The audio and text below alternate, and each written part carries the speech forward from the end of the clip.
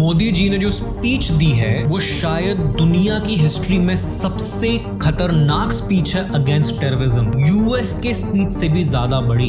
ये एक ऐसा मौका था जब भारत कश्मीर के समस्या को अंतिम समाधान दे सकता था। अगर कंटिन्यूअसली पीस रही होती तो ये नंबर 60 मिलियन तक पहुंच सकता था, यानी स्विट्जरलैंड से भी ज्यादा।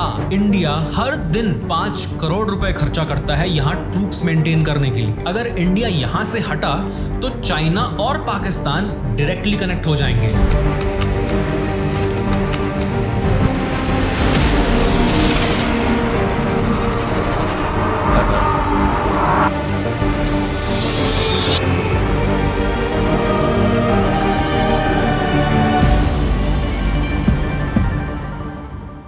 दोस्तों, मैं हूं सिद्धांत और ट्रेडिंग विद सिद्धांत में हम चीजों को थोड़ा अलग एंगल से देखते हैं। हम यहाँ पॉलिटिक्स पे लंबा चौड़ा लेक्चर नहीं देंगे, ना ही कंट्रोवर्शियल डिबेट्स में फंसेंगे। वो सब तो आप न्यूज पे देखते ही रहते हैं। और सच कहूं तो थक गया हूं यार यही वही सब सुन सुन के। हम फास्ट फॉरवर्ड में देखेंगे कि कैसे कुछ हिस्टोरिकल डिसीजंस और चैलेंजेस ने कश्मीर की इकोनॉमिक पोटेंशियल को, उसकी असली चमक को दबा कर रखा। और फिर उस गेम चेंजर मूवमेंट की बात करेंगे, आर्टिकल 370 का abrogation. We look at ground reality, the new opportunities, the challenges और इंडिया का क्या प्लान है कश्मीर को एक इकोनॉमिक सक्सेस स्टोरी बनाने का। इस वीडियो में हम तथ्य यानी फैक्ट्स और डेटा के थ्रू यही एक्सप्लोर करेंगे। कश्मीर की कहानी कोई आजकल की नहीं है, सदियों पुरानी है। इसके रूट्स इंडिया की एंशिएंट हिस्ट्री और सिविलाइजेशन से जुड़े हैं। आप काल्हन की राज तरंगिनी पढ़ लीजिए या एंशिएंट ट्रेड रूट्स देख लीजिए। कश्मीर हमेशा से इंडियन सबकॉन्टिनेंट का एक इंपॉर्टेंट कल्चरल और स्ट्रेटेजिक हिस्सा रहा है। यह कनेक्शन बहुत गहरा है दोस्तों। सो ग्रैब योर चाय, settle in and let's decode the economic future of Kashmir together. इस कहानी की शुरुआत होती है सेकेंड वर्ल्ड वॉर के बाद। दुनिया 2 गुटों में बट गया था। एक तरफ अमेरिका और उसका कैपिटलिस्ट कैंप और दूसरी तरफ सोवियत यूनियन और उसका कम्युनिस्ट कैंप। दोनों के बीच शुरू हुई शीत युद्ध यानी कि कोल्ड वॉर। पाकिस्तान ने इस सिचुएशन का फायदा उठाया, अपने आप को यूएस के लिए एक एंटी कम्युनिस्ट एलाई के रूप में पोजीशन किया। बदले में अमेरिका से एडवांस्ड वेपन्स और मिलिट्री फंडिंग मिली। ये वेपन्स टेक्निकली कम्युनिज्म के खिलाफ थी, लेकिन प्रैक्टिकली इनके बैरल इंडिया के तरफ मुड़े हुए थे, क्योंकि भारत नेहरू के नेतृत्व में नॉन अलाइनमेंट की बात करता था, लेकिन यूएसएसआर से मिलिट्री हार्डवेयर और डिप्लोमेटिक सपोर्ट लेकर डी फैक्टो अलाइनमेंट हो ही गया। इस कोल्ड वॉर पॉलिटिक्स का असर क्या हुआ? दोनों देश आर्म्स रेस में फंस गए। पाकिस्तान यूएस से वेपन्स ले रहा था, इंडिया यूएसएसआर से। इकोनॉमी पे फोकस करने की जगह हमें अपनी जीडीपी का बड़ा हिस्सा डिफेंस पे खर्चा करना पड़ा। और इस आर्थिक खेल ने पाकिस्तान जैसे देश को इतनी शक्ति दी कि वो कश्मीर पर अपनी बुरी नजर डाल सके और उसे दशकों तक अस्थिर रख सके। इसी दौरान एक और बड़ी शक्ति एशिया में अपनी जगह बना रही थी। शुरुआत में चाइना सोवियत यूनियन का छोटा भाई माना जाता था, साम्यवादी विचारधाराओं से बंधा हुआ। लेकिन माओ के नेतृत्व में चाइना ने अपनी अलग राह पकड़ ली। स्टालिन के बाद सोवियत यूनियन से उसके मतभेद बढ़ते गए और फिर 1964 में चाइना ने अपना पहला परमाणु परीक्षण किया। ये एक गेम चेंजर था। इस धमाके ने दुनिया को बता दिया कि चाइना अब किसी का पपेट नहीं है, वो एक स्वतंत्र और खतरनाक शक्ति है। और इस बदलते चाइना का सीधा असर कश्मीर पर पड़ना ही था। अब कश्मीर के उत्तरी सीमा पर एक नया आक्रामक खिलाड़ी आ चुका था, जिसकी अपनी टेरिटोरियल एम्बिशंस थी। भारत के लिए स्ट्रेटेजिक समीकरण एकदम से बदल गया। कश्मीर का ग्रेट गेम और भी जटिल होने वाला था। अब सवाल उठता है, आखिर कश्मीर में ऐसा क्या है कि ये बड़ी बड़ी ताकतें इसके लिए परेशान हैं? क्या ये सिर्फ एक जमीन का टुकड़ा है? बिल्कुल नहीं। कश्मीर की स्ट्रेटेजिक वैल्यू उसकी लोकेशन और रिसोर्सेज से आती है। सबसे पहले water resources. Jhelum, Chenab, Indus ये लाइफलाइंस हैं पूरे पाकिस्तान के लिए और नदर्न इंडिया के लिए भी। इन रिवर्स में 30+ गीगावाट हाइड्रो इलेक्ट्रिक पोटेंशियल है। सिंपल टर्म्स में ये पूरे दिल्ली एनसीआर को सप्लाई करने के लिए काफी है। 4 बिलियन की वैल्यू हर साल। फिर आती है जमीन के नीचे छिपी संपत्ति, लाइमस्टोन, जिप्सम, बॉक्साइट, संगमरमर यानी मार्बल, और हाँ, दुनिया का सबसे बेहतरीन नीलम भी कश्मीर की धरती से ही निकलता है। लेकिन कश्मीर की सबसे बड़ी ताकत है जियो स्ट्रेटेजिक लोकेशन। ये यूरेशिया का दिल है, 3 बड़ी परमाणु शक्तियों का जंक्शन पॉइंट, भारत, पाकिस्तान और चाइना, अफगानिस्तान और सेंट्रल एशिया तक पहुंचने का रास्ता। इसीलिए सीपेक जैसा चाइना का mega project Pakistan occupied Kashmir से होकर गुजरता है। लेकिन ये स्ट्रेटेजिक लोकेशन ही इसका कर्स भी बन गया। मिलिट्री स्टैंड पॉइंट से कश्मीर का कंट्रोल मतलब है हाई ग्राउंड का कंट्रोल। जैसे चेस में सेंटर पोजीशन इंपॉर्टेंट होते हैं, वैसे ही जियोपॉलिटिक्स में कश्मीर सेंटर पोजीशन है। सियाचिन ग्लेशियर जैसे ऊंचाइयों पर कब्जा, इसका मतलब है दुश्मन की हर हरकत पर नजर और स्ट्रेटेजिक एडवांटेज। और आखिर में साइकोलॉजिकल वैल्यू। भारत के लिए कश्मीर सिर्फ एक राज्य नहीं है, ये भारत का अभिन्न अंग है, उसकी विविधता यानी डाइवर्सिटी और सेक्युलरिज्म का प्रतीक। दूसरी तरफ पाकिस्तान के लिए भी कश्मीर एक जिद है, उसके बनने का अधूरा काम, उसकी टू नेशन थियोरी का सबूत। ये वो मुद्दा है जिसको इस्तेमाल करके वहां की सेना और सरकार अपनी जनता को असल मुद्दों से भटकाती है।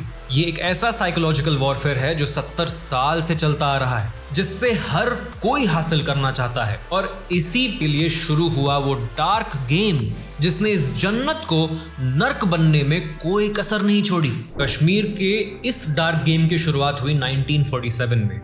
एक ऐसी गलती, एक ऐसा ओरिजिनल सिन जिसकी सजा ये पूरा क्षेत्र आज तक भुगत रहा है। अंग्रेज भारत छोड़कर जा रहे थे, लेकिन जाते जाते वो इस धरती पर एक कभी ना भरने वाला जख्म दे गए, पार्टीशन। भारत और पाकिस्तान का जन्म हुआ। इस बंटवारे के बीच कश्मीर एक अलग ही उलझन में फंसा था। 1947 में जब ब्रिटिश इंडिया का पार्टीशन हुआ, 565 प्रिंसली स्टेट्स को चॉइस दी गई, इंडिया ज्वाइन करें, पाकिस्तान ज्वाइन करें या इंडिपेंडेंट रहें। कश्मीर के हिंदू महाराजा हरि सिंह ने डिसीजन डिले किया क्योंकि उनकी पॉपुलेशन मेजॉरिटी मुस्लिम थी। वो चाहते थे कि कश्मीर आजाद रहे, ना भारत ना पाकिस्तान। पाकिस्तान की नजर कश्मीर पर शुरू से ही थी। जिन्ना के लिए कश्मीर एक अधूरी जीत थी। उन्होंने इंतजार नहीं किया। अक्टूबर 1947 पाकिस्तान ने ऑपरेशन गुलमर्ग शुरू कर दिया। नाम था कबाली हमला, लेकिन काम था पाकिस्तानी सेना का। हजारों हथियारबंद लोग कश्मीर में घुस आए, लूटपाट मारकाट करते हुए श्रीनगर की तरफ बढ़ने लगे। उनका मकसद साफ था, कश्मीर पर कब्जा। और भारत उस वक्त हरि सिंह के फैसले का इंतजार कर रहा था, क्योंकि उस वक्त माउंटबैटन ने बता दिया था कि भारत किसी फॉरेन टेरिटरी में अपनी आर्मी को नहीं भेज सकती और एक ही रास्ता है कि हम अपनी आर्मी भेज के उनको डिफेंड करें अगर कश्मीर भारत का हिस्सा बन जाए। महाराजा हरि सिंह के पास अब कोई रास्ता नहीं बचा। उन्होंने 26 अक्टूबर 1947 को विलय पत्र यानी कि इंस्ट्रूमेंट ऑफ एक्सेशन पर हस्ताक्षर कर दिए। कश्मीर लीगली इंडिया का पार्ट बन गया। इसके तुरंत बाद भारतीय सेना हवाई जहाजों से श्रीनगर पहुंची और शहर को बचाया। यहीं से शुरू हुई भारत और पाकिस्तान के बीच की पहली जंग।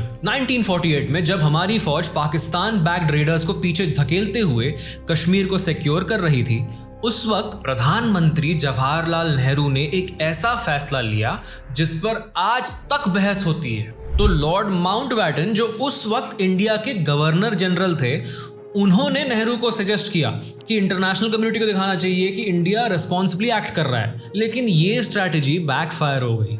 अब सवाल ये है कि जब मिलिट्री एडवांटेज हमारे पास था तो यूएन में जाने की जरूरत ही क्या थी?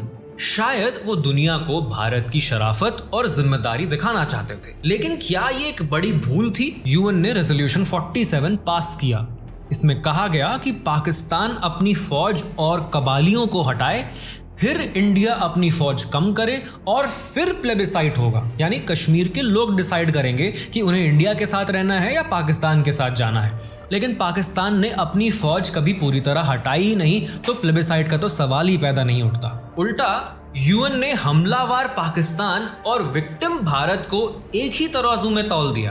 पाकिस्तान की एग्रेशन की निंदा तक नहीं की। ये कैसा नया था? कश्मीर का मुद्दा अंतरराष्ट्रीय बन गया, एक डिस्प्यूटेड टेरिटरी का थप्पा लग गया और भारत ने वो स्ट्रेटेजिक पहल को खो दी जो उसने मैदाने जंग में हासिल की थी। कश्मीर की समस्या सिर्फ पाकिस्तान तक सीमित नहीं रहनी थी। एक और पड़ोसी जिसे नेहरू जी भाई समझते थे, पीठ में छुरा घोंपने की तैयारी कर रहा था। 1950s में हिंदी चीनी भाई भाई का नारा लगाया जाता था। नेहरू जी ने चाइना को ग्लोबल स्टेज पे प्रमोट किया, लेकिन चाइना का एजेंडा अलग था। चाइना चुपके से अक्साई चिन रीजन में रोड बिल्ड कर रहा था। 1962 में जब इंडिया ने रेजिस्ट किया, चाइना ने फुल स्केल इन्वेजन कर दिया। अक्साई चिन 38,000 स्क्वायर किलोमीटर हमारे हाथ से निकल गया। भारत इसके लिए तैयार नहीं था। ये कोई मामूली कब्जा नहीं था, ये चाइना की पहले से सोची समझी स्ट्रेटेजिक चाल थी अपनी जिंगजियांग तिब्बत हाईवे G219 को सुरक्षित करने के लिए। इस चाइना लैंड ग्रैब का इकोनॉमिक इंपैक्ट क्या था? अक्साई चिन हिस्टोरिकली एक इंपॉर्टेंट ट्रेड रूट था सेंट्रल एशिया के लिए। अब इंडिया आइसोलेटेड हो गया और इस खेल में पाकिस्तान ने भी अपनी गद्दारी दिखाई। 1963 में पाकिस्तान ने गैर कानूनी तरीके से पाकिस्तान ऑक्यूपाइड कश्मीर का एक बड़ा हिस्सा, लगभग 5,180 स्क्वायर किलोमीटर की सक्षम घाटी चाइना को थाली में सजा कर दे दी। सिंपल वर्ड्स में पाकिस्तान ने इंडिया की टेरिटरी अपने दोस्तों को गिफ्ट कर दी, जो कि उन्होंने इलीगली खुद ही ऑक्यूपाई कर रखी है। और अब ये चाइनीज सीपेक प्रोजेक्ट का पार्ट है, जिसमें 62 बिलियन इन्वेस्ट हो रहा है, जिसका इंडिया हिस्सा है ही नहीं। उसी की टेरिटरी जिसमें इंडिया ही हिस्सा नहीं है। साल 1971 में भारत ने पाकिस्तान को एक ऐसा सबक सिखाया जो इतिहास में दर्ज हो गया। एक शानदार मिलिट्री जीत। पाकिस्तान 2 टुकड़ों में बट गया। बांग्लादेश का उदय हुआ। 93,000 पाकिस्तानी सैनिक भारतीय सेना के सामने घुटने टेक चुके थे, हमारे कब्जे में थे। ये एक ऐसा मौका था जब भारत कश्मीर के समस्या को अंतिम समाधान दे सकता था। अब इंडिया के पास बहुत ही बड़ी बार्गेनिंग चिप थी। फिर हुआ शिमला समझौता इन 1972, प्रधानमंत्री इंदिरा गांधी और पाकिस्तान के जुल्फिकार अली भुट्टो के बीच। इस समझौते में भारत ने पाकिस्तानी कब्जे वाली जमीन लौटा दी और सभी 93,000 प्रिजनर्स ऑफ वॉर्स को भी रिहा कर दिया। बदले में क्या मिला? भुट्टो का एक जुबानी वादा कि कश्मीर मसले को आपस में शांति से सुलझाएंगे और नियंत्रण रेखा का सम्मान करेंगे। लेकिन यह वादा कभी पूरा हुआ ही नहीं। शिमला एक और बड़ा मौका था जो भारत ने गंवा दिया। एक ऐसा मौका जब हमारे पास इतनी बड़ी स्ट्रेटेजिक बढ़त की थी कि हम पाकिस्तान को अपनी शर्तों पर झुका सकते थे, लेकिन हमने वो बढ़त खो दी। भारत ने इतनी दिक्कतें फेस करी in the past because Bharat को अपनी शक्तियों का पूरा पता ही नहीं था। इसी तरह हमको और आपको भी अपनी शक्तियों का पूरा नहीं पता है और इसलिए हम भटकते रहते हैं और गलतियां करते रहते हैं।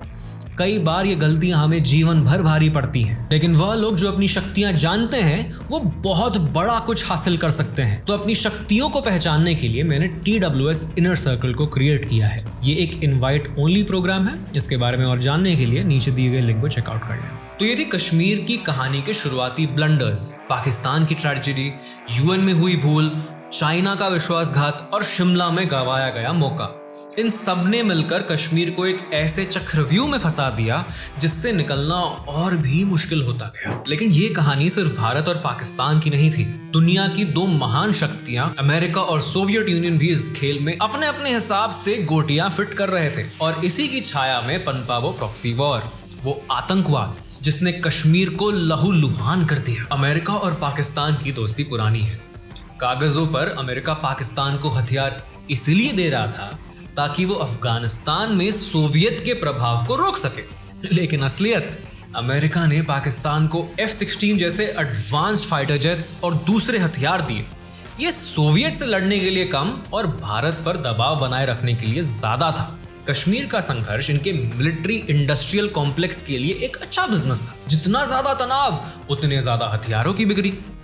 और दूसरी तरफ सोवियत यूनियन ने भारत का साथ दिया। UN सिक्योरिटी काउंसिल में कश्मीर पर भारत के पक्ष में बार बार वीटो लगाया। भारत और सोवियत यूनियन के बीच रक्षा और आर्थिक यानी डिफेंस और इकोनॉमिक संबंध बहुत मजबूत। 1971 की हार के बाद पाकिस्तान ये समझ चुका था कि वो भारत से सीधी जंग में कभी नहीं जीत सकता। तो जनरल जियाउल हक के शासन में शुरू हुई एक नई स्ट्रैटेजी, छुपा युद्ध यानी प्रॉक्सी वॉर, और इसका निशाना था कश्मीर। पाकिस्तान ने आतंकवाद के जहरीले पौधे लगाने शुरू कर दिए। 1980s के आखिरी सालों में और खासकर 1989 के बाद कश्मीर में आतंकवाद अपने चरम सीमा पर पहुंच गया। इसके पीछे थी पाकिस्तानी की इंटेलिजेंस एजेंसी ISI ने कश्मीरी नौजवानों को भड़काया, उन्हें पैसा, हथियार और ट्रेनिंग भी दी। बाहर से भी भाड़े के मर्सिनरीज लाए गए। 1988 में कश्मीर में 7 लाख टूरिस्ट आए थे। 89 के बाद ये नंबर 10,000 से भी कम हो गया। 2 डेकेड्स तक टूरिज्म इंडस्ट्री वर्चुअली डेड रही। होटल्स बंद, हाउस बोट खाली, हैंडीक्राफ्ट इंडस्ट्री तबाह। और इस आतंकवाद के पीछे एक बहुत बड़ा मनी रीजन भी था। ये एक पूरा कॉन्फ्लिक्ट इकोनॉमी बन गया। हथियारों की स्मगलिंग, ड्रग्स का व्यापार जो कश्मीर के रास्ते होता था, उससे आतंकवादी गतिविधियों को फंड किया जाता था। हवाला नेटवर्क के जरिए पैसा इधर से उधर होता था। पाकिस्तान को जो इंटरनेशनल एड मिलती थी, उसका भी एक बड़ा हिस्सा इस आग को बढ़ाने में इस्तेमाल होता था। आप ही सोचिए, अगर मैं आपको किसी प्रॉब्लम को ठीक करने के पैसे देते रहूं और अगर आप उस प्रॉब्लम को ठीक कर दो तो आपके पैसे तो बंद हो जाएंगे, राइट? इसीलिए पाकिस्तान ने कभी इस प्रॉब्लम को बंद होने ही नहीं दिया। कश्मीर को अस्थिर रखना पाकिस्तानी सेना के बजट और उनकी ताकत के लिए जरूरी था। Bleed India with 1000 cuts. Bharat के रिसोर्सेज, उसकी सेना और उसकी राजनीतिक शक्ति को इस अंगार में झोंक देना। साल 1999 एक बार फिर पाकिस्तान ने पीठ में छुरा भोंका। जनरल परवेज मुशर्रफ के नेतृत्व में पाकिस्तानी सेना ने सर्दियों में जब पोस्ट खाली हो जाते हैं, कारगिल सेक्टर में लाइन ऑफ कंट्रोल को पार करके भारतीय चोटियों पर कब्जा कर लिया। ये रेगुलर पाकिस्तानी सोल्जर्स थे, सिविलियन क्लोथ्स में। स्ट्रेटेजिक हाइट्स कैप्चर कर ली गई, जिससे श्रीनगर लेह हाईवे को कंट्रोल किया जा सके। ये लाहौर डिक्लेरेशन, जिसमें दोनों देशों ने शांति की बात की थी, उसका सीधा सीधा उल्लंघन था, वायलेशन था। शुरुआत में भारतीय इंटेलिजेंस को इसकी भनक नहीं लगी, लेकिन जब सच सामने आया तो भारत ने ऑपरेशन विजय के तहत एक दृढ़ और तेज मिलिट्री जवाब दिया। दोनों तरफ भारी नुकसान हुआ, लेकिन भारतीय सेना ने अपनी जान की बाजी लगाकर एक एक चोटी को वापस जीत लिया। कारगिल का परिणाम क्या हुआ? पूरी दुनिया में पाकिस्तान की थू-थू हुई।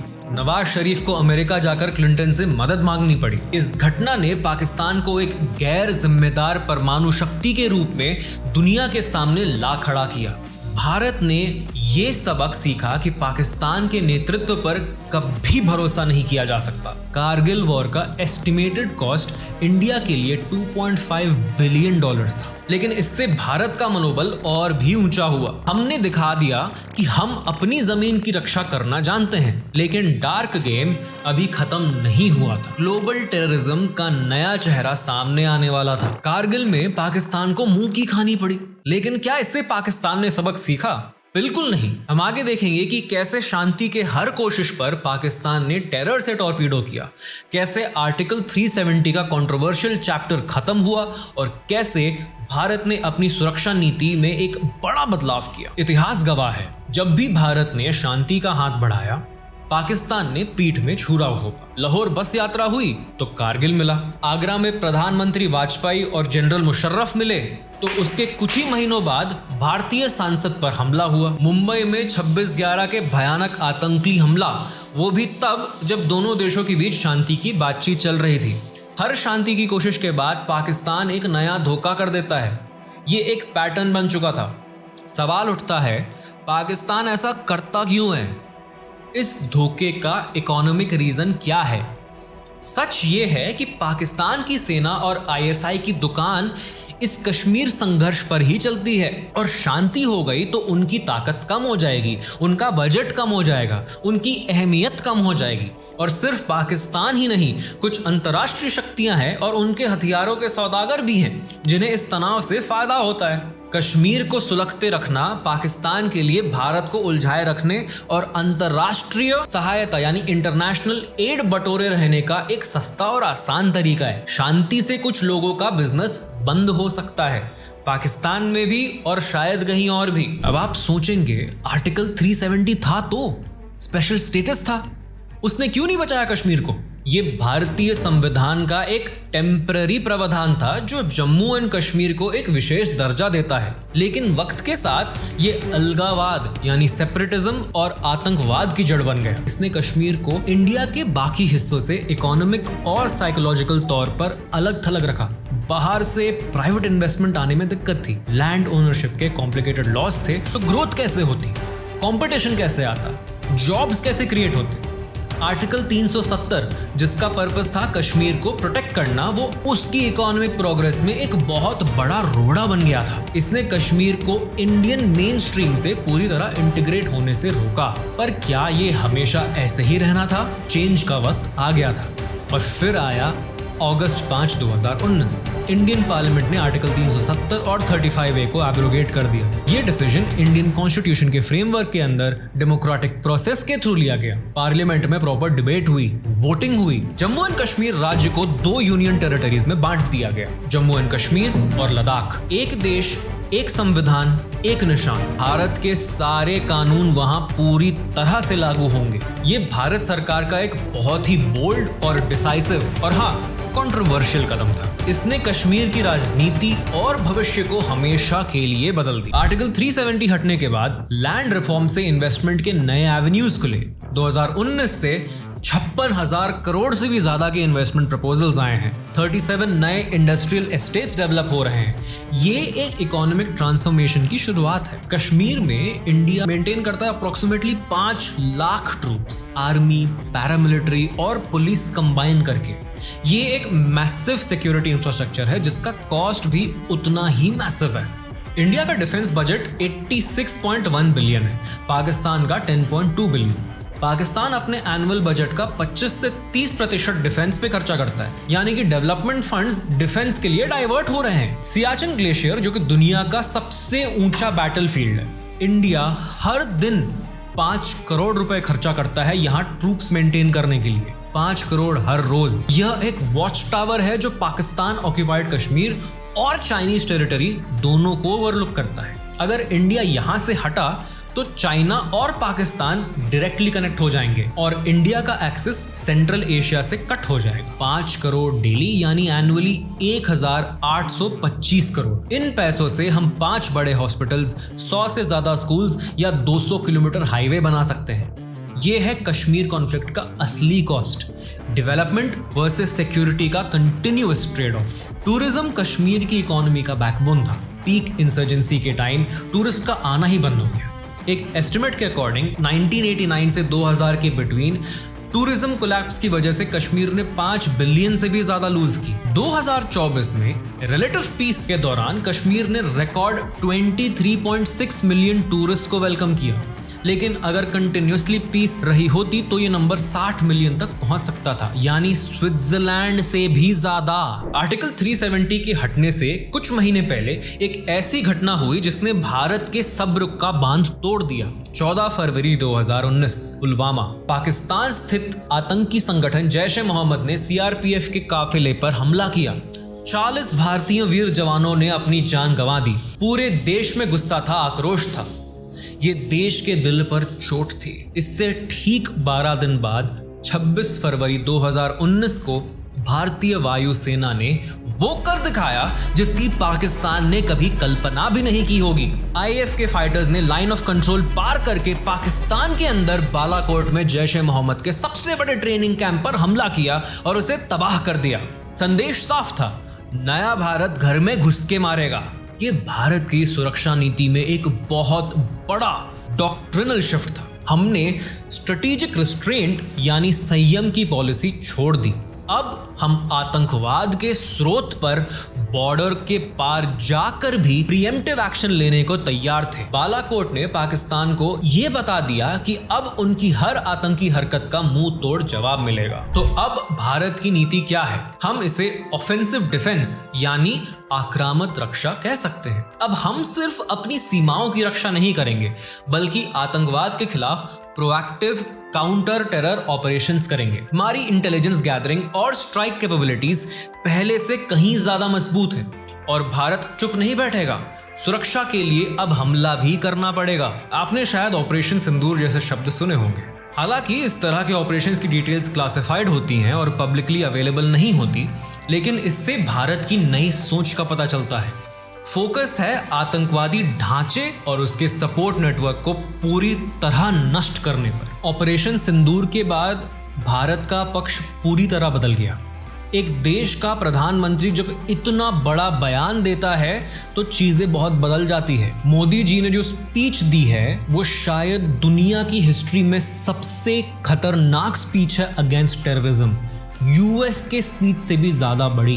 हम आतंक की सरपरस्त सरकार और आतंक के आकाओं को अलग अलग नहीं देखें। उन्होंने साफ शब्दों में कहा कि हम अब टेररिस्ट में और स्पॉन्सर्स ऑफ टेररिस्ट में कोई अंतर नहीं करेंगे। ये एक पैराडाइम शिफ्ट है इंडिया की पॉलिसी में और ये हर चीज को बदल देता है। लेकिन क्या इस डार्क गेम का अंत यही है? क्या कश्मीर में शांति और समृद्धि का एक नया दौर शुरू हो जाएगा, या अभी भी कुछ अनसुलझे पहलू हैं और इस $1 ट्रिलियन के खेल का असली विजेता कौन होगा? गेम बदल रहा है और इस नए गेम में रूल्स इंडिया सेट कर रहा है। ये एक नया अध्याय है जो अभी अनफोल्ड हो रहा है हमारे सामने। हमने अभी तक पूरे कश्मीर में एक डार्क गेम की परतें खोली। हमने देखा कैसे global power play, historical blunders, Pakistan की गद्दारी और आतंकवाद ने इस जन्नत को नर्क बनाने की कोशिश की। लेकिन अब सबसे बड़ा सवाल, क्या ये अंधेरा कभी छटेगा? क्या कश्मीर अपने उस $1 ट्रिलियन के सपने को पूरा कर पाएगा? याद कीजिए कश्मीर की असली दौलत, पानी, मिनरल्स, उसकी strategic location, tourism, hydro power क्षमता, अरबों डॉलर के मिनरल्स। कश्मीर का कॉन्फ्लिक्ट पूरे साउथ एशिया को डिवाइड करता है। इंडिया, पाकिस्तान और अफगानिस्तान के बीच ट्रेड मिनिमल है, जबकि जियोग्राफिकल प्रॉक्सिमिटी के हिसाब से मैसिव होना चाहिए। अगर कश्मीर पीसफुल होता तो इंडिया सेंट्रल एशिया के ऑयल, गैस और मिनरल रिसोर्सेज तक डायरेक्ट एक्सेस कर पाता। अफगानिस्तान, ईरान और सेंट्रल एशिया से डायरेक्ट लैंड रूट एस्टैब्लिश हो सकता था। 2019 से पहले JNK में FDI नेग्लिजिबल थी। अब स्लाइटली इंप्रूव हुआ है लेकिन पोटेंशियल से बहुत कम। कंपेयर करने में वियतनाम, जो वॉर के बाद से 170 billion plus foreign investment attract कर चुका है। इंटरनेशनल बॉर्डर पे एक्स्ट्रा सिक्योरिटी डिप्लॉयमेंट भी एक कॉस्ट है। दोनों कंट्रीज को अपनी फोर्सेस डिवाइड करनी पड़ती है। इंटरनल डेवलपमेंट से रिसोर्सेज हटा के सिक्योरिटी पे लगाने पड़ते हैं। कश्मीर का सबसे बड़ा इकोनॉमिक पोटेंशियल है उसका पैन एशिया ट्रेड कॉरिडोर बनना। अगर इंडिया, पाकिस्तान और चाइना एक फ्री ट्रेड जोन एस्टैब्लिश करें थ्रू श्रीनगर, गिलगिट, खुंजेराब, खाशगर, तो एनुअली 385 बिलियन जनरेट हो सकता है सिर्फ कस्टम्स और फ्राइट फीस से। टूरिज्म पोटेंशियल 77 बिलियन है एनुअली। 4 सीजन का टूरिज्म, विंटर में स्कीइंग, समर में वादियां, स्प्रिंग में ट्यूलिप गार्डन्स और ऑटम में स्टनिंग रंग। अगर क्रॉस बॉर्डर टूरिज्म पॉसिबल हो तो कश्मीर पूरे वर्ल्ड के लिए एक प्रीमियर डेस्टिनेशन बन सकता है। हाइड्रो पावर और वाटर एक्सपोर्ट से 77 बिलियन एनुअली जनरेट हो सकता है। 30+ गीगावाट रन ऑफ रिवर और स्टोरेज डैम्स से ना सिर्फ कश्मीर इलेक्ट्रिक जनरेट कर सकता है बल्कि वाटर ट्रेडिंग कॉन्ट्रैक्ट्स भी एस्टैब्लिश हो सकते हैं। अब पीस एस्टैब्लिश होने से डिफेंस बजट्स रिलोकेट हो सकते हैं। 1 मिलियन ट्रूप्स LOC और अक्साई चिन से हटाकर इकोनॉमी में लगाए जा सकते हैं। एनुअली 62 बिलियन का सेविंग्स पॉसिबल है जो इंफ्रास्ट्रक्चर और सर्विसेज में इन्वेस्ट हो सकता है। Multinational logistic hubs, data centres, satellite stations और यूरेशिया पाइपलाइन ट्रांजिट फीस से मैसिव रेवेन्यू जनरेट हो सकता है। 1 ट्रिलियन इकोनॉमी का मतलब है इंडिया के GDP में अप्रोक्सीमेटली 20% बढ़ोतरी। ये ट्रांसफॉर्मेटिव चेंज होगा ना सिर्फ कश्मीर के लिए बल्कि पूरे इंडिया के लिए। आखिर में ये सवाल इकोनॉमी से बढ़कर है, यह है पोटेंशियल वर्सेस रियलिटी का सवाल। $1 ट्रिलियन अपॉर्चुनिटी जो सिर्फ वेट कर रही है कि हम उसे ग्रैब करें। तो अगली बार जब आप कश्मीर के बारे में सोचें या सोशल मीडिया पे कोई पोस्ट देखें तो सिर्फ हेडलाइंस और कंट्रोवर्सीज तक सीमित ना रहें, उसके पीछे की इकोनॉमिक पॉसिबिलिटीज को भी देखें, उस पोटेंशियल को देखें जो अनलॉक हो रहा है और ये समझें कि एक स्ट्रॉन्ग और प्रॉस्पेरस कश्मीर, एक स्ट्रॉन्ग और प्रॉस्पेरस इंडिया के लिए कितना जरूरी है। आपके क्या थॉट्स हैं इस पूरे इशू पे? कश्मीर के इकोनॉमिक फ्यूचर के बारे में आप क्या सोचते हैं? कमेंट्स में जरूर बताइएगा। अगर वीडियो अच्छा लगा तो लाइक करें, शेयर करें और ट्रेडिंग विद सिद्धांत को सब्सक्राइब करना ना भूलें। Thanks for watching guys.